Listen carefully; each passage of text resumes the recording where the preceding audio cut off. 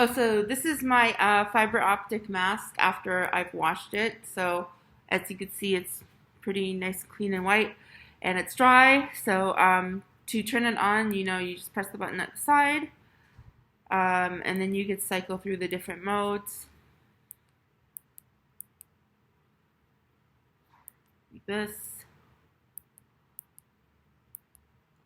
And then this is one of the last modes where it just changes colors and then off, right? So turn on, this will be a stable color like that.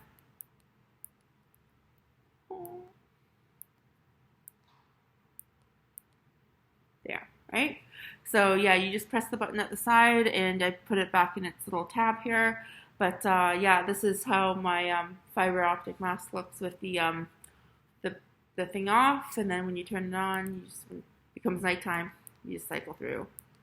You want to stay here or like here. There's a flashing. And yeah. All right. Have a good day.